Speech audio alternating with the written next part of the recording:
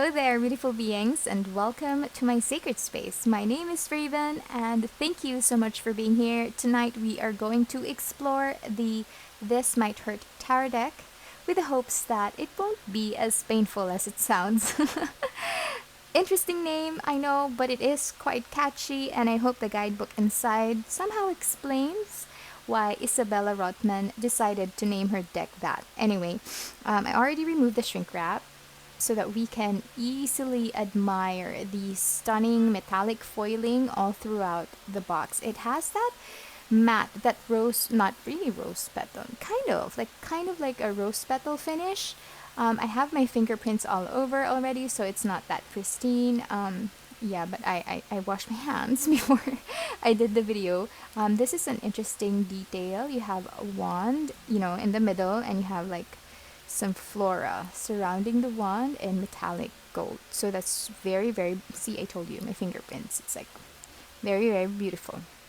Now, I have been going back and forth on Isabella Rotman's website to get my hands on this deck. But for the longest time, it was sold out. So I actually purchased this deck from a reseller that she has listed on her website.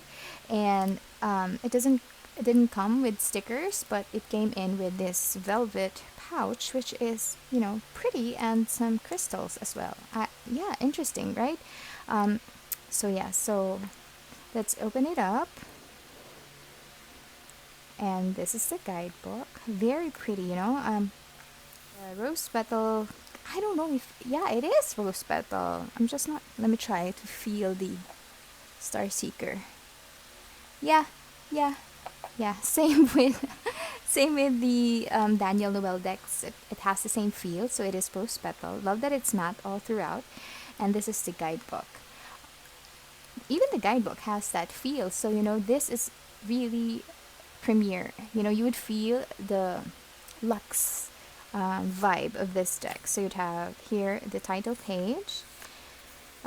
Here, written and drawn by Isabella Rotman, colored by Addison Duke, book designed by Andrew Misisco. And then this is the first edition, 4th print run. Okay, so there you go. A lot of information on the guidebook. Like, you have spreads as well. Alright, so here she has the language of tarot, major arcana, minor arcana, suit of wands, suit of cups, suit of swords, suit of pentacles, numbered cards, court cards. You have the pages, knights, queens, kings. This is interesting, but I'm just gonna read this part to you guys because I already read through it. So basically this sums it up. In this deck, gender is fluid. If gender matters symbolically to the meaning of the card, I have retained the gender expressed in the Rider-Waite-Smith deck. If gender doesn't matter to the symbolic meaning of the card, I may have changed it or removed any gender cues. So I guess, this deck would have some ambiguous characters. And then here you have reverse meanings. So she said here she will not be giving reverse meanings in this book. In general, I believe that a reverse card indicates that the qualities of the card have become blocked. Using this formula, it is often the goal of the subject to remove that blockage and turn the card right side up. I find this method helpful because I only need to know the right side up meaning of the card in order to interpret my own reversed meaning. Alright, that's cool. And then onto the card descriptions, and you would have the drawing of the, oh my god, what's interesting? I just remembered, just looking at it, I remembered how, when I was a kid, I would have like coloring books. I don't know if kids these days still have coloring books. They have it on like a digital platform, maybe, those apps wherein you can just color. And so I'm not sure if this is still a thing, but when I was a kid, I just went crazy with coloring books. So, maybe this can be like a coloring book for you. You can kind of like design your own deck, I think. Isn't that cute? Wow. Okay, so you have the image here, black and white, and then the meaning. And as she mentioned, she didn't provide reverse meanings, but that's, ultimately up to you how to interpret your reversed cards. The Magician, the High Priestess. So Yeah, even minor arcana cards would have the same page allotted to them. So 2 pages each, one for the image and another one for the explanation, which is, oh, okay, cool. So 5 of Cups, the sad boy crying over spilled cups card. Oh my god. 4 of Cups, the too busy self-reflecting to take the dang up card, the dang cup card. 2 of Cups, the long-term love card. Okay, right. Knight of Wands, the one who rides like she's on fire. Okay. I find that so quirky, so funny. I like it. Nine of Wands, the I'm Still Standing card. Wow, this is very promising. We haven't had a look at the cards. Take a damn break. Oh my god. Oh my god. I haven't gone through the actual cards yet, and I'm already loving this deck because of this wonderful guidebook. Oh, okay. So there's 180 pages worth of fun read. And then decks that I was looking at while I drew this. Okay, so a lot of... Yeah, it's nice that she put her inspiration. Bibliography, special thanks. Interesting. I like this guidebook. I'm not sure if I'm going to read through the meanings, or maybe use it as a reference. But I guess, I would definitely... how do I say it? I would definitely... Ooh, look! Isn't that pretty? You have like that stamp foiling over there as well, with a hand holding the snake. I'm not sure if you can see. Very interesting. And then at the bottom, this might hurt Tara.com, her website. Very beautiful. Okay, I'm gonna put the box over here.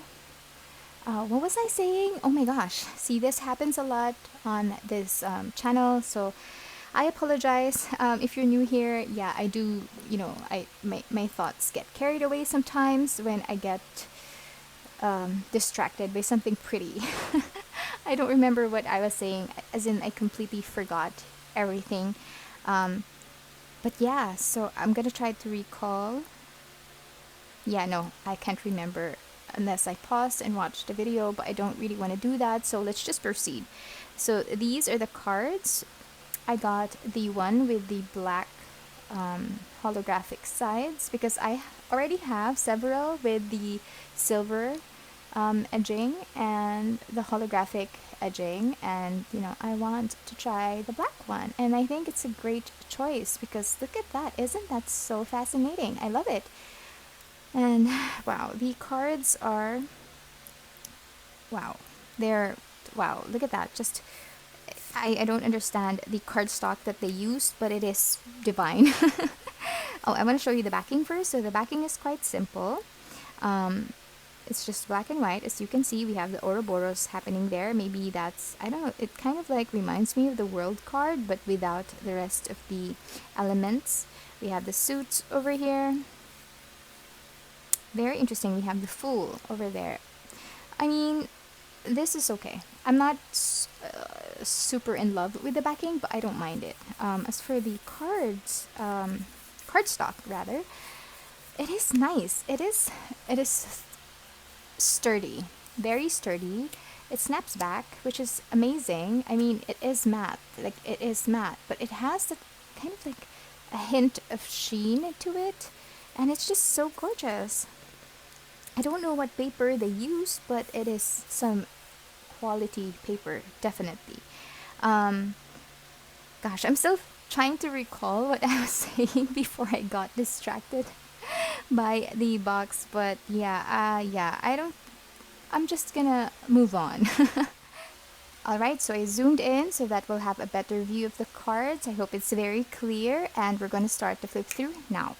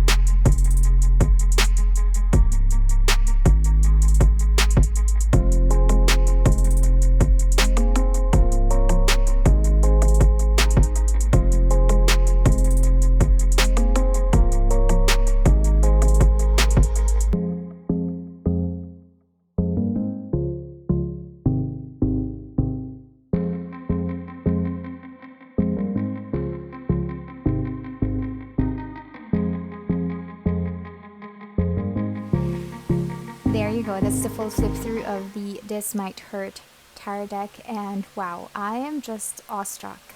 I am like, this happens to me a lot. I'm sorry, so if you're new here on my channel, I apologize with how much of a fangirl I am. But yeah, it happens quite a lot. When I really just fall in love with the deck, I am very expressive, and it is shown with I don't know how I lose my words and how quiet I become. I don't know. It's just, it's strange. But yes, this is one of those decks that made me feel different things just going through the images during the flip through. Wow, I love it. Also, I noticed that, San Francisco, I think this is, well, I'm guessing that this is actually the Golden Gate Bridge. I think it's also there in one of the cards that I saw earlier. And I think there's a significance to that. I just want to go through while I speak. So, you know what, I might forget what I'm trying to say. So, yes, San Francisco, because, I think it speaks of the queerness of this deck and how it celebrates that, as well as, diversity, because San Francisco is known as kind of like the mecca or the epicenter of LGBTQ community, or they're very supportive of the LGBTQ community. It's a city that is, founded on love, and they really do celebrate diversity over there. So, I think it's just wonderful that, Isabella Rotman included that, at least the symbol of the city, in her deck that, celebrates diversity and the LGBTQ community. I think it's awesome. It's a nod to San Francisco, and I think it's beautiful that it's here. I love the images. I love the colors that she used. It's not, it's vibrant, but it doesn't hurt your eyes. And also, it's vibrant, but it's not dim, because I'm just reminded of the Modern Love Tarot, the one by Ethany. It is vibrant, but for some reason, like, the colors seem dark, even though they're not dark. Like, yes, it is yellowy, but I don't know, maybe the contrast is off with the print of that deck. It seems like everywhere I look, it's just lacking some sort of light or something. So yeah, I ended up rehoming the Modern Love Tarot. I do love the backings on that one. It's just that, I just really, it wasn't connecting with me anymore, I guess. And truth be told, I actually was, I held off purchasing this deck. I thought that, it's probably just going to be the same as my Modern Witch Tarot, at least, with the images. And it is quite, tiny bit similar. But I would have to say that I honestly prefer this over that, because I don't know, I just do. I love that it's not glossy and it's not super thick to the point that I can't shuffle it. I think this deck is just right, just perfect. And yes, you can see the party scene happening over here, and you see the red tags, which kind of like reminds me of the passes you get when you're entering like a concert or like a festival. You would have those tags, right? So it reminds me of that. The Tower card is fascinating. Yes, you can see the faces. It's just silhouettes, but there's chaos, happening. Also, I think the Star card is very interesting, because how would you represent that this deck is that this card is a modern card, yeah, when the star is obviously naked. But she used these jugs over here, I guess, to show that this is like modern times. I love this card. I can't pinpoint whether, look at this character. I'm not sure if, she's male or female. Yeah, I mean, her chest, it can be both male or female. And I love the stubbles on their legs. It's just the rawness of it. It's just so amazing. And the moon is, oof, it's just beautiful. So beautiful. I also love how, and I always say this, but I do love how modern, yes, but not for this, it's not because I was gonna say that modern decks are, I usually say that modern decks are very relatable and such, but because they're more close to like day-to-day life, right? But not this card, but maybe for the others. Oh, and I want to point out that it is actually from the world card, but tweaked a little bit. Interesting. So yeah, look at that. That could be you, like parking on a lake somewhere, trying to plan your next destination. Waiting for your vacation days to finally come so you can go on that trip. It's just so relatable. I love it. And the dogs, even the dogs, their faces are so expressive. Gosh, it's such a beautiful deck. And you know what? I also love how Isabella Rotman actually kind of put each suit with a similar hue. Oh, look at, yeah, I noticed these earlier. Just interesting to see them again, like chewing on your pens. So amazing. And the elements are still there, in their clothing, on the things that they're drawing, like the Queen of Cups, with a salamander over there and a real live salamander over here. And like I said, the hues, wow, I don't know, it's like a breath of fresh air. It's like a respite for my eyes. Like it refreshed my eyes because that was an intense suit that we just looked at, and now it's the colors of the Ace of Cups. It's like blues and greens, and I love this one, and how they have like Starbucks cups, Coachella. Hey, again with the Golden Gate Bridge. I think, yeah, this is such an amazing deck. The diversity is here, age diversity is here, and also we saw what's that? I'm not sure what's on her hair. I think, yeah. I also saw, I think the Modern Love tarot deck also represented the King of Cups as someone who's sailing. And then, we go into the swords with a little bit of the kind of like green color. Beautiful.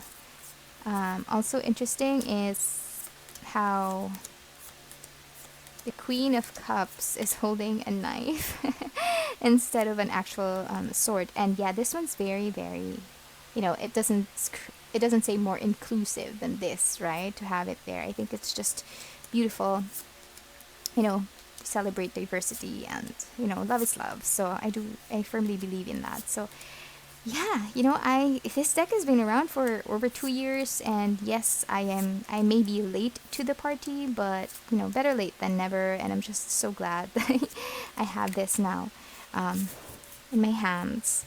And I'm gonna try to shuffle this. Let me see if I can.